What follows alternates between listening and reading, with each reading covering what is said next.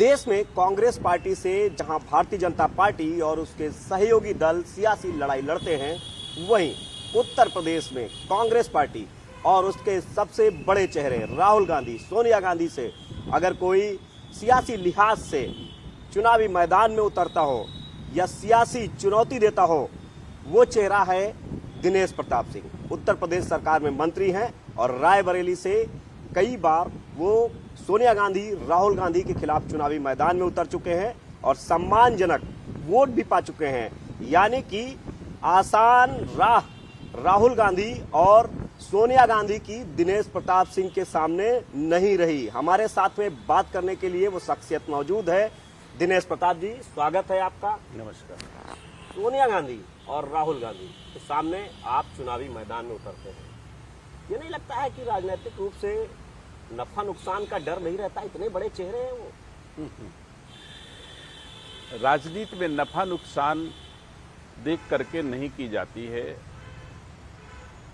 दृष्टिकोण देख के की जाती है, नीतियां देख के की जाती हैं। मैं समझता हूं कि मैं भारतीय जनता पार्टी की नीतियों के साथ में सोनिया गांधी और राहुल गांधी के खिलाफ चुनाव लड़ता हूं और आज की तारीख में भारतीय संस्कार संस्कृति के संवर्धन के लिए भारतीय जनता पार्टी की जो नीतियां हैं, एक परिवार के लिए, एक गांव के लिए, एक जिले के लिए, एक प्रदेश के लिए और एक देश के लिए, मैं समझता हूं कैसे किसके रिश्ते होने चाहिए, कैसे किसके कर्तव्य होना चाहिए, ये हमारी संस्कृति सिखाती है और संस्कृति के अनुरूप भारतीय जनता पार्टी काम करती है। इसलिए भारतीय जनता पार्टी का आशीर्वाद लेकर के मैं जब सोनिया गांधी, राहुल गांधी से लड़ता हूं तो मुझे सोनिया गांधी, राहुल गांधी का कद बहुत छोटा दिखाई पड़ता है। भले ही हार जीत क्या होती है मुझे नहीं पता है, लेकिन मुझे भरोसा है कि एक दिन मैं इस गांधी परिवार को रायबरेली से विदा जरूर करूंगा। ये जज्बा हमारे मन में है और इसको लेकर के, जैसे आपका सवाल है, हानि हो या लाभ हो, इसकी मुझे चिंता नहीं है। मुझे बहुत सारी, आपने इस दिशा में मुझसे बोलना नहीं था, लेकिन आपने जब हानि लाभ की बात कही तो मुझे तो बहुत सारी धमकियां मिलती है कि आने दीजिए कांग्रेस की सरकार, आपको जेल में होंगे। मुझे इससे भी कोई चिंता नहीं है और अगर मैं कोई गलत काम करूं तो मुझे जेल में होना भी चाहिए और सही काम करने के बाद अगर किसी को जेल भेजा जाता है तो राजनीतिक व्यक्ति को हर दिन तैयार रहना चाहिए कि जनता की सेवा के बदले अगर जेल भी जाना पड़े तो हंसते हंसते जाए, क्योंकि ये हर राजनीतिक व्यक्ति का धर्म होता है। तो जी, गांधी परिवार की आपने बात की, कांग्रेस पार्टी में आप रहे हैं खुद भी, क्या वजह रही कि कांग्रेस पार्टी का आपने साथ छोड़ा, आप कांग्रेस पार्टी से अलग हुए? वो कौन सी वजह रही? देखिए, मैं प्लान करके ना कांग्रेस में गया हूं और ना भारतीय जनता पार्टी में गया हूं। मैंने दोनों दलों के ज्वाइन करने की परिस्थितियां थीं। मैंने लक्ष्य करके ना कांग्रेस ज्वाइन किया है, लाभ हानि देख करके ना कांग्रेस ज्वाइन किया है और ना ही भारतीय जनता पार्टी ज्वाइन किया। मेरे सामने जैसे जैसे परिस्थितियां आती गईं वैसे हम निर्णय लिए। कांग्रेस पार्टी का एक प्रत्याशी को जरूरत थी और उन्होंने एक प्रत्याशी 2010 में लोकल बॉडी के विधान परिषद के लिए तय कर लिया। तो मैंने अपने को निर्दलीय प्रत्याशी के रूप में लड़ने के लिए रायबरेली से मान लिया कि मुझे निर्दलीय चुनाव लड़ना है और जीतना है। चुनाव लड़ना ही लड़ना था, लड़ना ही है। तो जो प्रत्याशी कांग्रेस ने चयन किया था वो कांग्रेस का प्रत्याशी उस समय बहुजन समाज पार्टी में चला गया, क्योंकि बहुजन समाज पार्टी की सरकार थी और माना जाता है कि लोकल बॉडी का चुनाव बहुजन जो सत्ता में होते उनका चुनाव होता, ऐसा माना जाता है। तो उस लोभ में कांग्रेस का प्रत्याशी जिसको उनको चुनाव लड़ाना था बसपा ज्वाइन करने के बाद और मुझे निर्दलीय लड़ना था, तो कांग्रेस के लोग मेरे पास आए और उन्होंने कहा कि अगर आप कांग्रेस से लड़ना चाहते हो तो हम आपको अपना प्रत्याशी बना के लड़ाएं। इस पर मैंने निर्णय लिया कि ठीक है, निर्दलीय लड़ने से अच्छा है कि एक पार्टी का सिंबल होगा, मैं उससे चुनाव लड़ूं। और मैंने कांग्रेस के प्रत्याशी के रूप में चुनाव लड़ा। बहुजन समाज पार्टी की सरकार उत्तर प्रदेश सरकार में थी, कुल 36 लोकल बॉडी की सीटें होती हैं। 34 सीटों पर बहुजन समाज पार्टी जीती थी। केवल 2 सत्ता के खिलाफ जीतने वाले थे, जिसमें एक मैं रायबरेली से था और एक और थे। तो इस प्रकार हमने कांग्रेस पार्टी कोई टारगेट करके मैंने ज्वाइन नहीं किया। इसी भांति बिल्कुल वो परिस्थितियों बस हाँ, की एक स्थिति ऐसी बन गई थी। इसी भांति भारतीय जनता पार्टी भी मैंने ज्वाइन किया। मैं कांग्रेस में था, मुझे भारतीय जनता पार्टी ज्वाइन करने का कोई मेरे मन में न तो भाव था, ना मैंने कोई लक्ष्य बनाया था मुझे भारतीय जनता पार्टी ज्वाइन करना है। एक दिन हमारे गुरुजी आदरणीय रामभद्राचार्य जी ने हमको फोन किया कि बेटा, आपको भारतीय जनता पार्टी के राष्ट्रीय अध्यक्ष जी बैठना चाहते हैं आपके साथ में, आप क्या जाओगे? हमने कहा गुरुजी आपका आदेश होगा तो गुरु का आदेश हमारी संस्कृति में सर्वोच्च, में चला जाऊंगा मिलने के लिए, मुझे कोई दिक्कत नहीं है। उनका आदेश मान करके मैं उनसे मिलने गया। उस समय आदरणीय गृह मंत्री जी राष्ट्रीय अध्यक्ष थे। उनके बीच में हमारी कुछ बातचीत हुई। अब इस बातचीत को लोग बहुत सारे अलग अलग तर्क से लेते हैं, लेकिन ये सच्चाई है कि मैं अपनी तरफ से अपना फायदा नफा नुकसान सोच करके भारतीय जनता पार्टी की चौखट पे नहीं गया था। अगर उन्होंने मुझे बुलाया था और हमसे उम्र में भी बड़े हैं और इतने बड़े कद के नेता हैं तो मुझे जाना चाहिए था। मैं गया और वहां पर जो भी चर्चा हुई उसके बाद, मैं अब चर्चा के अंश को मैं सार्वजनिक नहीं करूंगा, लेकिन ये सच्चाई है कि मैं उस समय पढ़ता भी था और समझता भी था कि इस देश में कोई एक बहादुर नेता है, एक कोई शेर है राजनीति में, तो वो आदरणीय अमित शाह जी हैं और उनका सहज ही हमको आशीर्वाद मिल रहा है, तो इसे हमको किसी दशा में छोड़ना नहीं चाहिए। और उन्होंने जो चीजें कही मैंने उनकी बात मानी और चलते समय उनके पैर छुए। मैंने कहा आज से आप हमारे नेता और मैं आपका कार्यकर्ता, बिना लोभ मोह के मैं आपके साथ अपना जीवन गुजार दूंगा, चाहे हानि हो चाहे लाभ हो। और ये कहने के बाद मैं चलाया।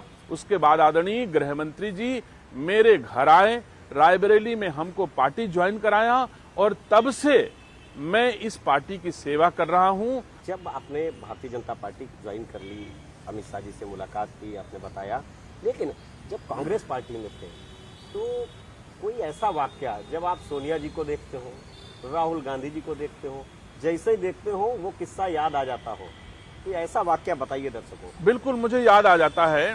राहुल गांधी जी को कांग्रेस पार्टी का राष्ट्रीय अध्यक्ष बनाया गया तो मैं उस कार्यक्रम में सामने बैठा हुआ था और मंच पर श्रीमती सोनिया गांधी जी, एंटनी जी, दिग्विजय सिंह जी, ऐसे बड़े बड़े नेता जितने उस समय के कालखंड के रहे सब बैठे थे। राहुल गांधी का अनाउंसमेंट होता है कि आज से आप भारतीय राष्ट्रीय कांग्रेस के राष्ट्रीय अध्यक्ष होंगे। राहुल गांधी जी उठे और सबके सामने गए, नमस्कार नमस्कार नमस्कार। मुझे लगा कि जब मां के सामने जाएंगे तो ये मां के तो पैर छुएंगे, लेकिन मां के सामने भी गए, नमस्कार नमस्कार नमस्कार करके चले गए। तो उस दिन मेरे मन में भाव पैदा हुआ कि हमारी संस्कृति में मां से बड़ा तो कुछ होता ही नहीं, और जो आदमी मां के सामने पद पाने के बाद झुकता नहीं है तो मैं नहीं समझता कि राहुल गांधी इस देश के लिए फिट होंगे। मन में दुख जरूर हुआ, लेकिन मैं कांग्रेस में था, मुझे न तो कोई प्रतिक्रिया देनी थी न कुछ कहना था, लेकिन ये भाव मुझे लगा कि ये तो भारतीय संस्कार संस्कृति को नहीं जी पाएंगे।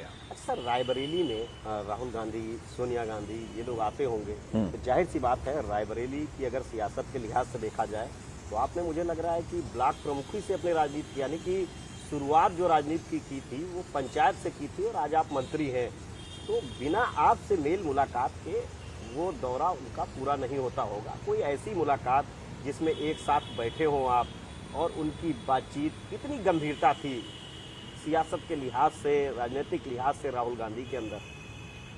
देखिए, गांधी परिवार से तो हमको इतना कभी व्यक्तिगत रिश्ते के रूप में हम नहीं अपने को पाते हैं कि उनके जीवन में मैं व्यक्तिगत कुछ होता हूं, जो कुछ था राजनीतिक ही था। और एक भाव में जरूर ये मानता हूं कि राजनीति में नेता जो होता है अपने कार्यकर्ता को पितृवत या मातृवत सम्मान देता है और कार्यकर्ता को माना जाता है ये हमारे बच्चे हैं। लेकिन गांधी परिवार को अपने कार्यकर्ता ऐसे लगते हैं कि ये दुबले पतले रहें, ज्यादा मोटे ना होने पाएं। अगर किसी ने अच्छी घड़ी भी पहन ली तो गांधी खानदान को अच्छा नहीं लगता।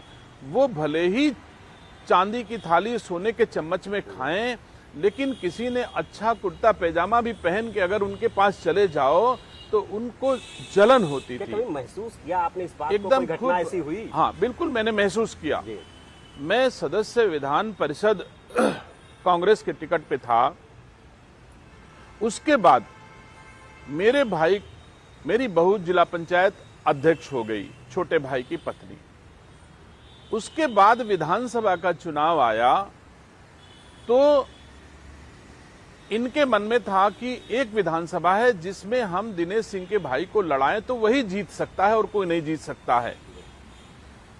तो गांधी परिवार ने निर्णय लिया कि मैं आपके भाई को चुनाव लड़ाना चाहते हैं, लेकिन आप जो है एमएलसी के पद से इस्तीफा दो, और जब आप नहीं एमएलसी रहोगे तो किसी और को हम एमएलसी बनाएंगे, क्योंकि इतना मजबूत मैं नहीं कर सकता कि आपके घर में एमएलसी भी रहे, जिला पंचायत अध्यक्ष भी रहे और विधायक भी रहे, ये मैं नहीं कर सकता हूं।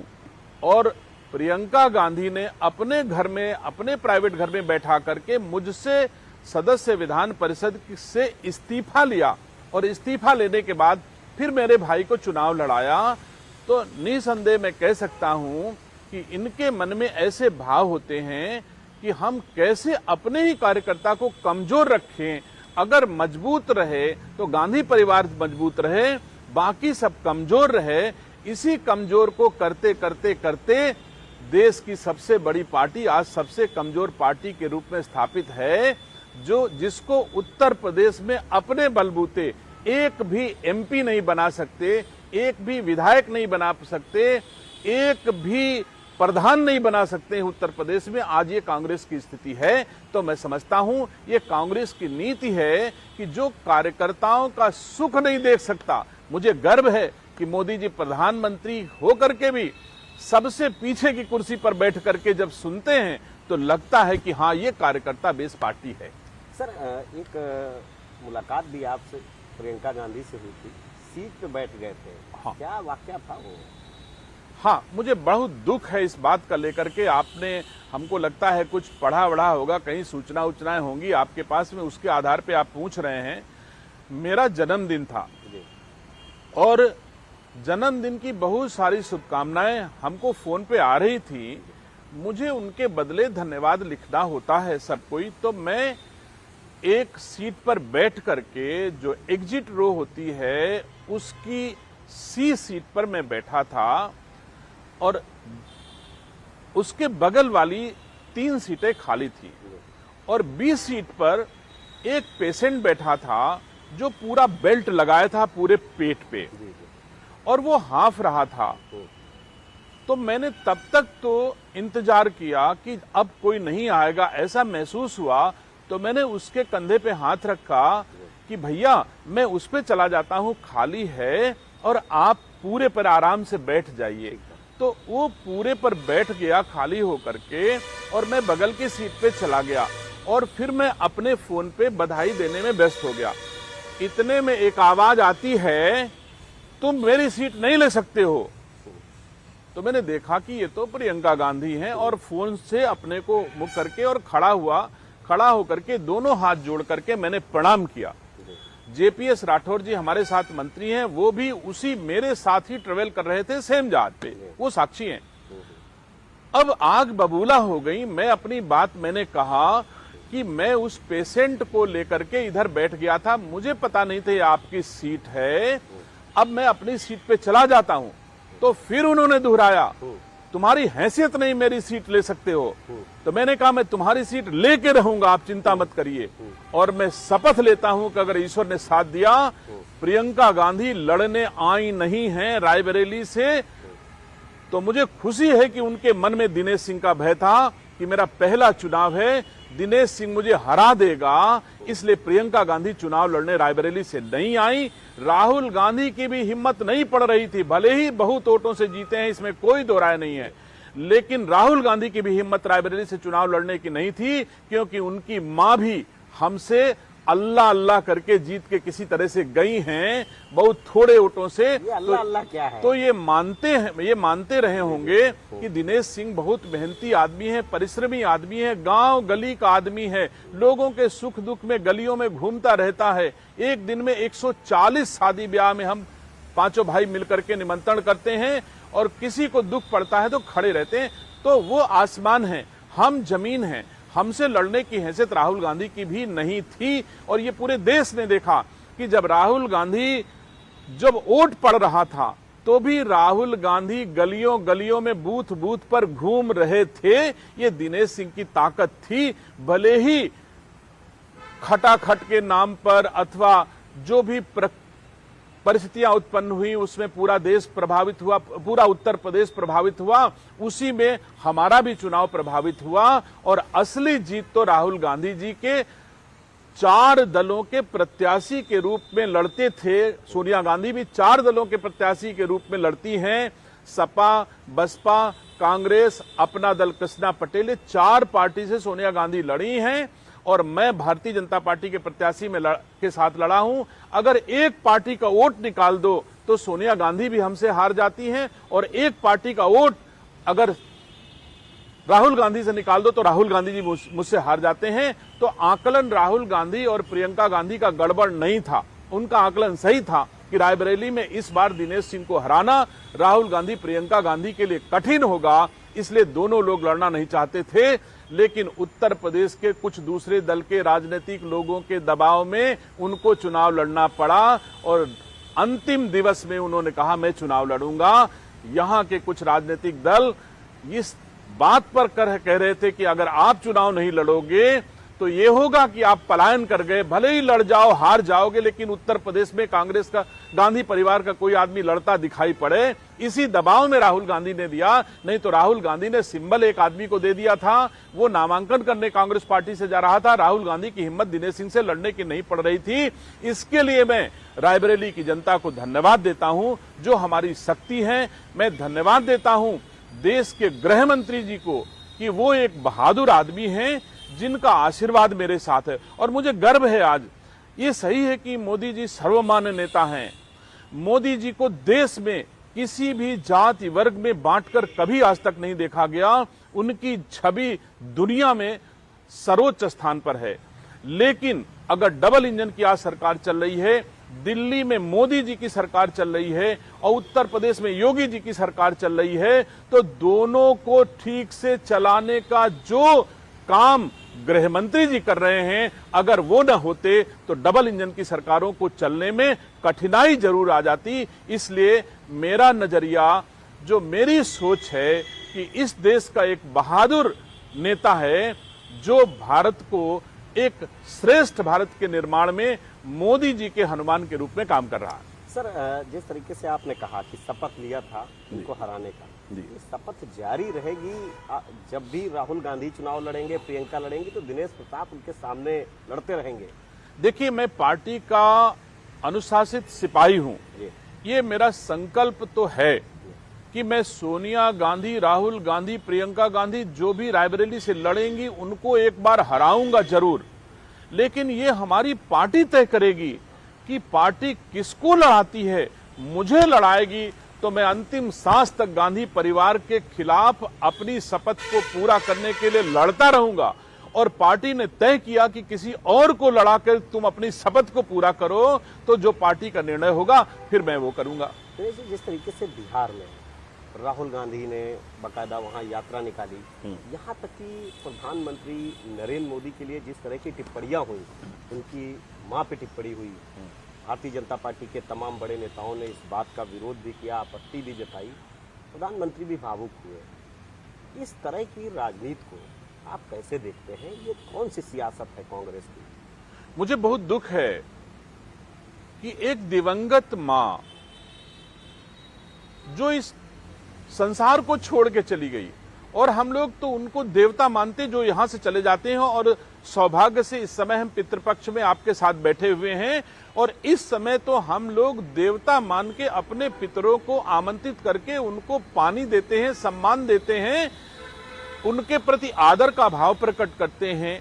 और ऐसी संस्कृति वाले देश में, ऐसे संस्कारों वाले देश में अगर किसी की दिवंगत मां को इस रूप में गालियां दी जाएं, तो ये तो पागलपन से कम कुछ नहीं हो सकता है।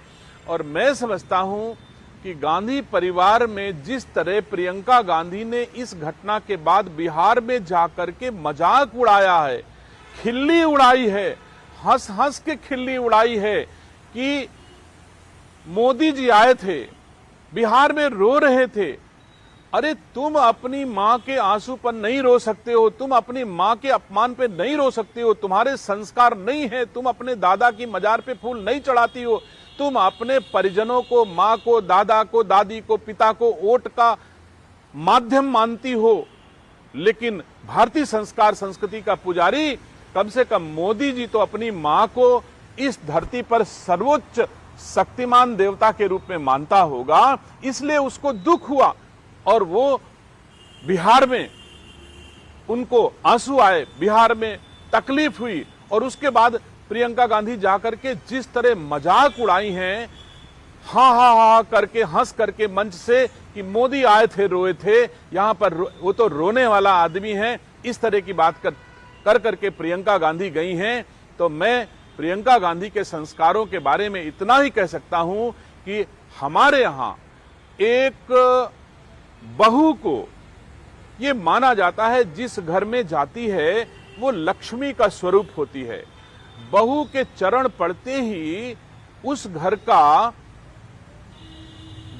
प्रभाव बढ़ जाता है, खुशियां बढ़ जाती हैं, चार चांद लग जाते हैं। लेकिन प्रियंका गांधी के अपनी ससुराल में चरण पड़ते ही वह घर चापर हो गया है। तो मुझे महसूस होता है ये संस्कारों का पाप है, जो संस्कार विहीन लोग ये दो कहते हैं। और मैं कहता हूं प्रियंका गांधी, तुम तो रोज तुम दो नालायक बेटे भारत के ऐसे हो अपने मां बाप के।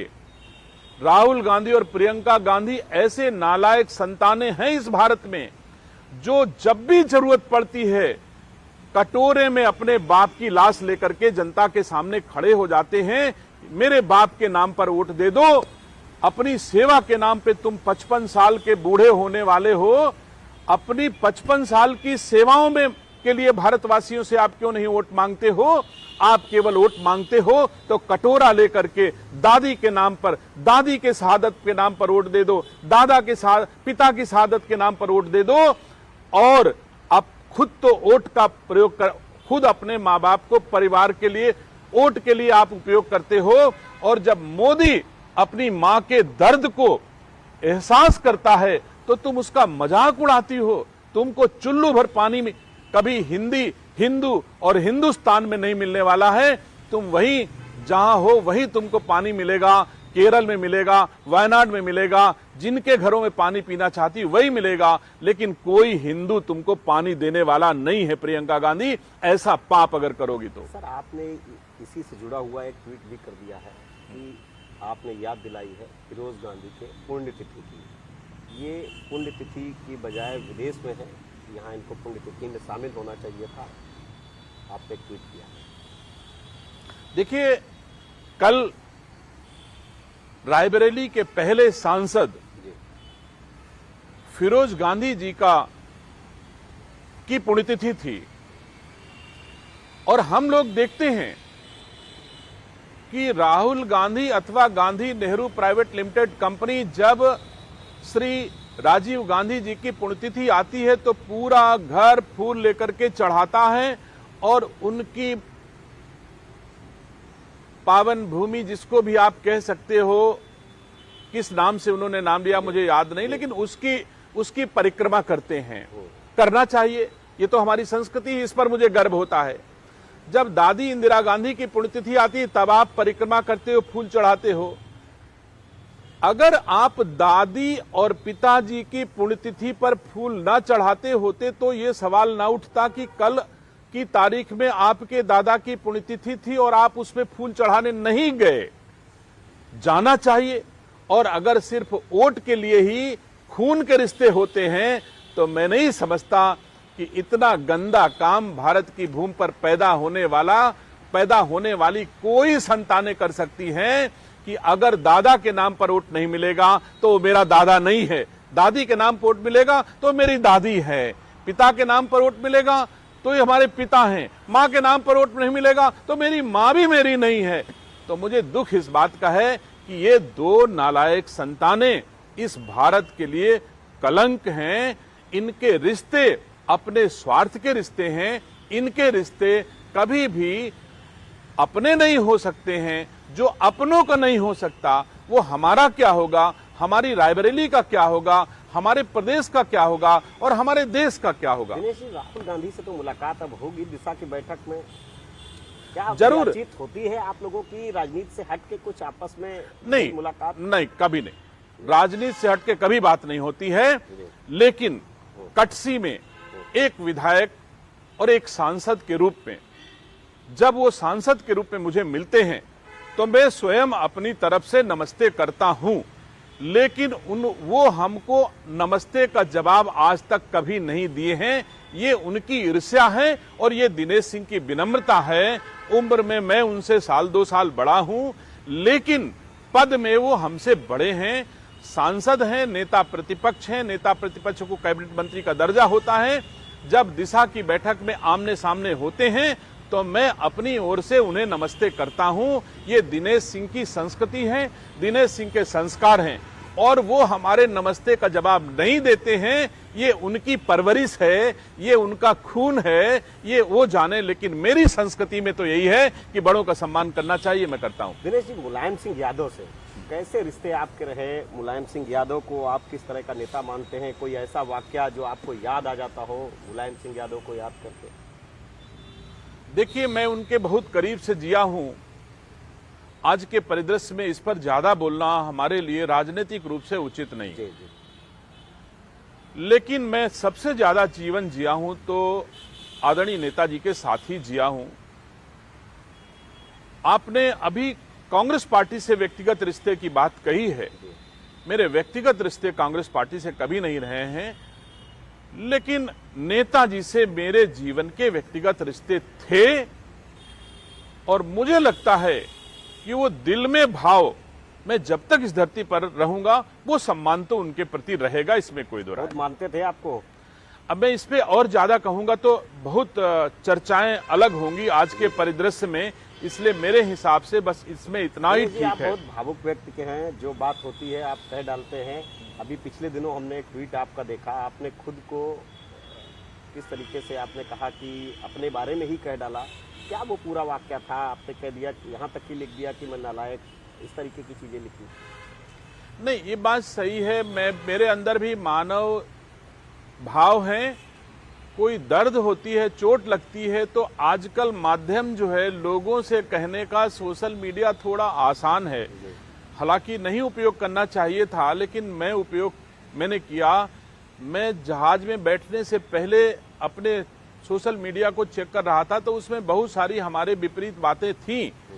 तो सोच करके मैं जहाज पे बैठा और जब जहाज उड़ने लगा तो मैंने उसका जवाब लिखना शुरू किया और जब उतरा तो मैंने उसको पोस्ट कर दिया। अब उसमें बहुत सारी, यही जो पहली बात मैं बोल गया कि मुझे बहुत सारी धमकियां मिलती थी कि आप कुछ नहीं हो, आप ऐसा हो, आप बदलने दीजिए सरकार, आप जेल में होंगे, प्रियंका गांधी आपको जेल भेज देगी, आपको ऐसा नहीं बोलना चाहिए। तो मैंने कहा कि मैं 3 लाख लोगों के दायित्वों का निर्वहन कर रहा हूं। जिन लोगों ने कांग्रेस और गांधी खानदान के विपरीत भारतीय जनता पार्टी को मुझे वोट दिया है, उनकी नीयत क्या है, वो चाहते क्या हैं, इसके आधार पे मैं कांग्रेस को, राहुल गांधी की आलोचना करना मेरा धर्म है, कर्तव्य है। अगर वो सोएं तो मैं जगाऊं। यही 3 लाख लोगों ने मुझे जिम्मेदारी दी है, तो मैं अपनी जिम्मेदारी का निर्वहन करता हूं। और इन जिम्मेदारियों का निर्वहन करने के बदले अगर मुझे जेल भी जाना पड़ेगा तो मुझे कोई चिंता नहीं है। वैसे ईश्वर की कृपा है, मैं आपसे कह सकता हूं कि इस धरती पर मेरा न तो कोई अकाउंट है, ना कोई बैंक बैलेंस है, ना तो कोई फर्म है, ना तो कोई कंपनी है, ना मालिक हूं, ना पार्टनर हूं, ना कोई घर है, ना द्वार है, ना गाड़ी है। मेरे बाबा दादा की भूमि जो 52 बीघे थी, उसमें जो हमारा 10-11 बीघे के 15 बीघे का हिस्सा आएगा, उसी का मैं आज की तारीख में मालिक हूं।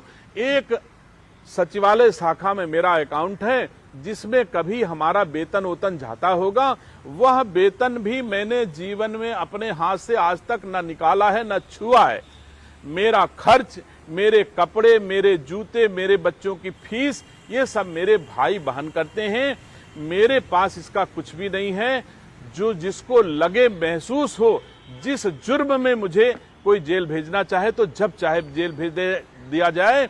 और मैंने पहले ही कहा कि अगर जनता की सेवा करने में, सही बात कहने में हजारों बार जेल जाना पड़े तो हंसते हंसते दिनेश सिंह को जाना चाहिए।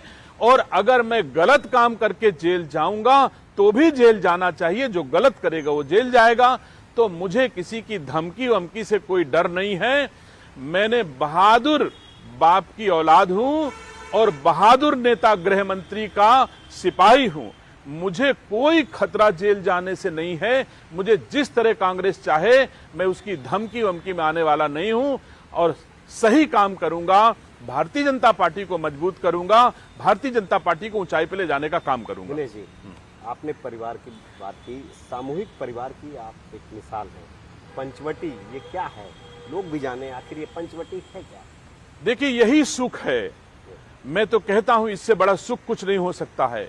हम 5 भाई और 5 भाइयों के 6 बच्चे हैं। 11 लोग आज की तारीख में कुछ ना कुछ कमा के ही लाते हैं, गंवा के कोई जाने वाला नहीं है।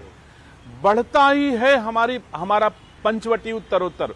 और मेरी चौखट के भीतर कभी अंडा नहीं गया, कभी इलायची के ऊपर का टेस्ट हमारे 11 लोगों ने, पुरुष 11 लोगों में कभी नहीं गया। महिलाएं, हमारी मां केवल सुपारी खाती थी और हमारे बाबा तंबाकू खाते थे। इसके अलावा 5 पीढ़ियों में कभी हमारे यहां किसी भी प्रकार का अपव्यय, मिसयूज नहीं हुआ।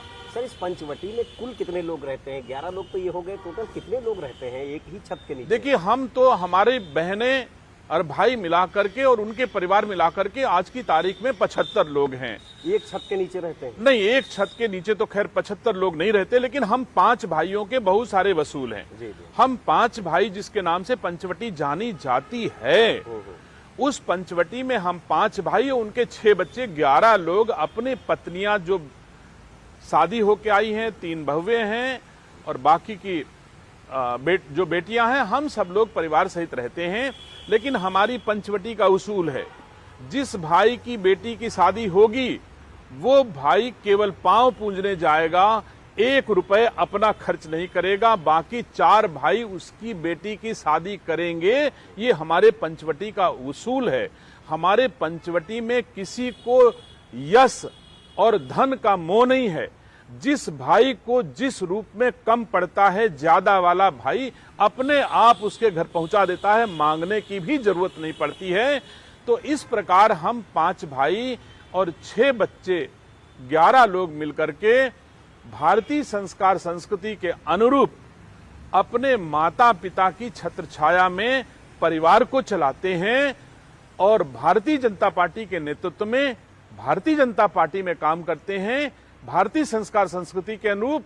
इसलिए पंचवटी हमेशा 10 जनपद पर भारी पड़ती है, क्योंकि वो संस्कार संस्कृति विहीन परिवार है और पंचवटी संस्कार संस्कृति के साथ जीता है और भारत में संस्कार संस्कृति का महत्व सर्वाधिक है। सर, अंतिम सवाल है, वो ये है कि विधानसभा का चुनाव 2027 में इस बार देखा जा रहा है कि रायबरेली में चाहे वो मनोज पांडे हो, वो भी भारतीय जनता पार्टी में एक तरह से आ गए, अदिति सिंह है ही है। किस तरह की स्थिति देखते हैं आप? देखिए, सभी दलों में और सभी जिलों में राजनीतिक लोगों के भीतर थोड़ा थोड़ा मनभेद होता ही है। जहां चार बर्तन होते हैं वहां खटकते हैं। लेकिन मैं सार्वजनिक रूप से कहता हूं, हमको तो विधानसभा के चुनाव के बाद हमारा एमएलसी का चुनाव आएगा। चाहे जितना मनभेद होगा, जिसको भी भारतीय जनता पार्टी टिकट देकर के हमारी रायबरेली की 6 सीट पर भेजेगी, तन मन धन से 6 लोगों को जिताने का प्रयास करूंगा। 6 सीटों पर कमल खिला करके फिर से भारतीय जनता पार्टी की सरकार बनाने का मेरा प्रयास होगा। इसमें कोई दुविधा नहीं है।